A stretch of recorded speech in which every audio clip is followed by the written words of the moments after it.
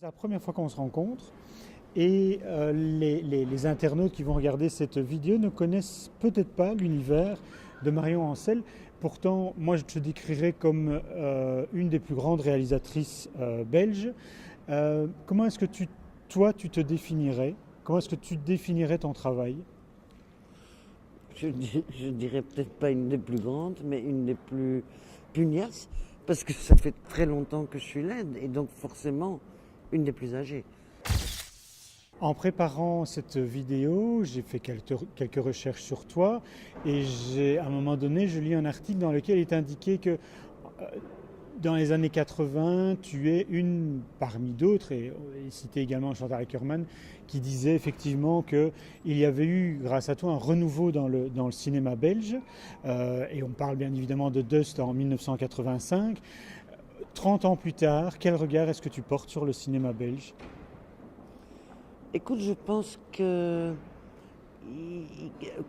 comme toutes les cinématographies de certains pays, il y a des vagues. Il y a eu des moments où tout à coup le cinéma australien allait très très bien et on découvrait des metteurs en scène australiens formidables, Peter Weir et d'autres. Et puis il y a eu la période du cinéma suisse, et puis il y a eu la période du cinéma belge, et puis et ça part et ça vient et ça revient. Mais je pense que le cinéma belge, francophone et flamand, se porte plutôt bien. Qu'il y a énormément de jeunes réalisateurs. Il se porte bien, mais ton regard à toi, est-ce que tu te retrouves dans le cinéma d'aujourd'hui? Est-ce que tu trouves qu'il a beaucoup changé euh, en 30 ans?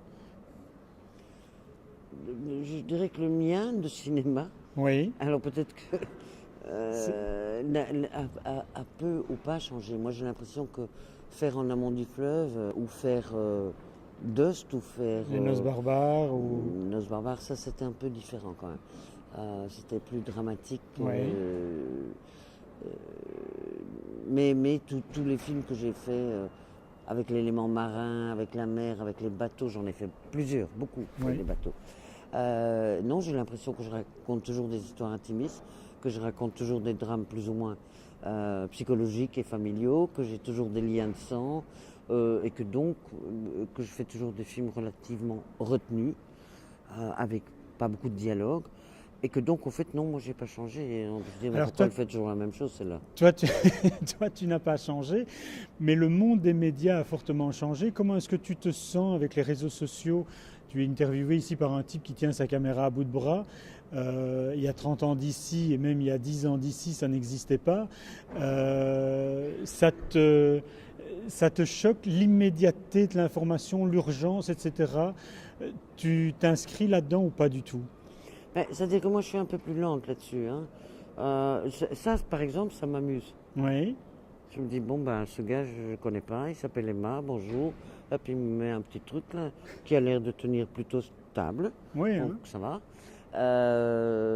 Et je ne dois pas attendre trois quarts d'heure pour qu'on nous mette des éclairages et un caméraman là. Mhm. Et là. Tout ça, je trouve plutôt amusant. Après, je sais que j'ai un Facebook, mais moi je sais même pas comment je vais sur mon Facebook. Mhm. Donc j'ai heureusement une très bonne collaboratrice connaissant très bien tous ces nouveaux médias et réseaux sociaux qui me dit oui mais t'inquiète, on a un site, on est sur Facebook. Et de temps en temps je dis à quelqu'un qui nous a envoyé là quelque chose sur Facebook, alors elle me dit oui. On a reçu, je sais pas, monsieur machin qui demande je sais pas quoi, mais je dis mais c'est qui monsieur machin? Je connais pas. Elle me dit c'est normal Marion, Facebook c'est ça.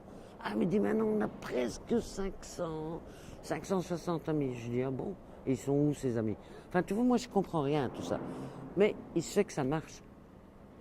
Donc tant mieux, laissons faire les autres. Je vais parler du dernier, En amont du fleuve. L'histoire, elle démarre d'une rencontre avec un écrivain quand même. Oui, enfin l'histoire, tu veux dire l'histoire que j'ai écrite? Oui, le Le scénario, scénario, oui, oui, oui, oui. oui. Elle démarre d'une rencontre avec un écrivain que j'ai adapté, Hubert Mingarelli. Noir Océan était adapté de deux nouvelles Mhm. d'Hubert. J'aime énormément l'œuvre, les romans, qui sont des petits romans de Hubert. Et puis, je me suis dit, tiens, mais pourquoi je ne demanderais pas à Hubert s'il ne veut pas co-écrire. Avec toi, donc vraiment voilà. une histoire que toi tu avais imaginée, mais tu l'avais surtout imaginée aussi par rapport à des acteurs. Oui, le départ, c'était des comédiens, 3 comédiens. Donc, Sergi Lopez, Olivier Gourmet et John Lynch, avec qui j'avais travaillé. Et j'avais envie de retravailler avec ces 3 hommes, ces Ouais. 3 personnalités. Je me dis, ah oui, mettre les 3 ensemble, ça serait quand même vraiment, vraiment bien. Qu'est-ce qu'on peut leur inventer comme histoire? Et c'est de là qu'est Et parti. alors, j'ai appelé Hubert, j'ai dit, mais réfléchissons, quelle est l'histoire? Est-ce que c'est des amis? Est-ce que c'est des ennemis? Est-ce que c'est des copains d'enfance qui se sont perdus de vue? Est-ce que c'est des concurrents pour je ne sais pas quoi?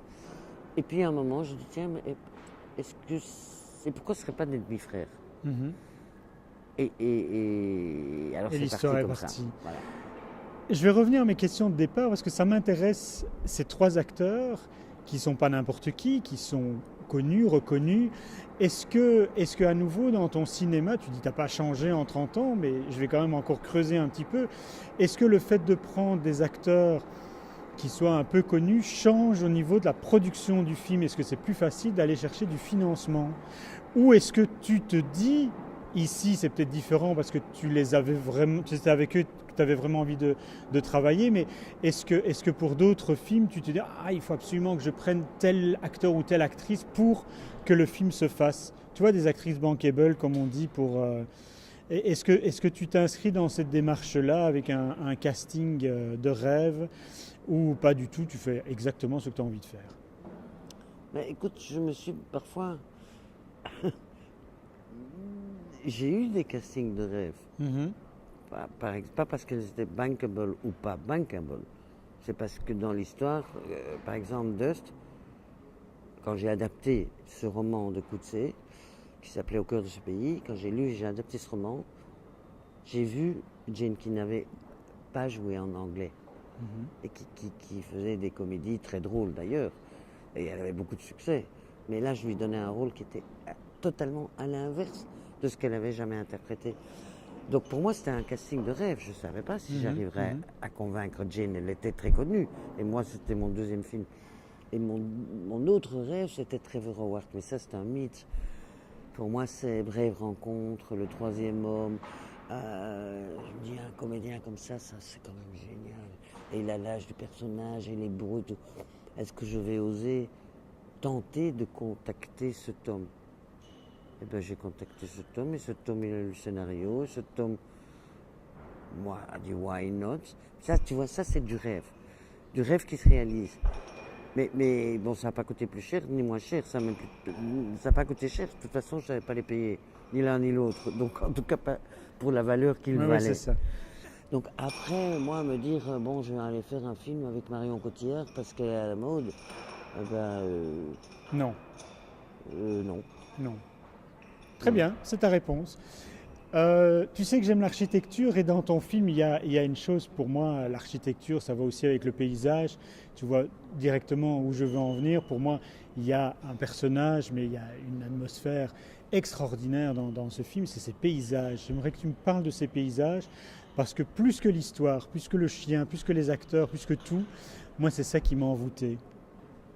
Mais oui, moi aussi, ça m'envoûte. Enfin, je veux dire, la nature m'envoûte. Oui. La recherche de décors, que ce soit dans Si le vent soulève les sables. Tout le monde me disait, mais Marion, on va tourner au Maroc, tu as des dunes blondes et tout ça. J'ai été voir au Maroc, j'ai dit, c'est pas ça. Puis je me suis retrouvé à Djibouti. Parce que là, j'avais une nature, j'avais des décors.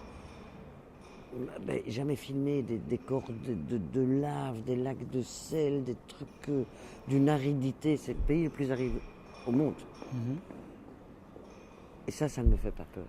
Parce que je vois la beauté, la force de la nature. Et ici, en amont du fleuve, on a cherché. Je voulais une rivière il y avait avec des canyons autour, avec 0 bâtiment, avec une couleur exceptionnelle. Et donc on a vu plusieurs rivières, à droite, à gauche, dans tel pays, tel pays. On est parti au Cambodge, on a été dans la jungle, on est revenu de la jungle. Et pour finir, je dis non. Et aussi, il faut bien le dire, pour des raisons de production. Mhm. Il était relativement facile de tourner en Croatie. Mais après, c'est tellement beau.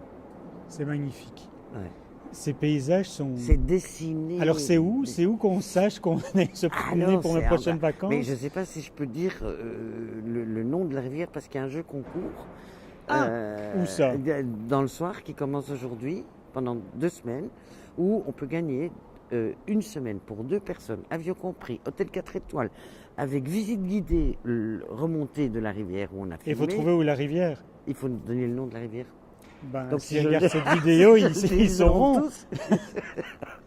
Merde, je ne sais pas où passer mes vacances alors. Je vais te le dire. Bon, tu me le diras Je vais te le dans dire le en creux de secret. l'oreille. Voilà. Bon, très bien, ça va. Alors je ne saurais pas. C'est tout. Ben, en tout cas, c'est en Croatie. Hein. Oui, En Croatie, en Dalmatie. donc- très bien. Donc, c'est pas au nord de la Croatie, c'est dans la région de Zadar. Voilà quelques indices. Voilà. On va rester là. Ben, pour moi, ça me va. Oui. Mhm. Tu as autre chose à rajouter?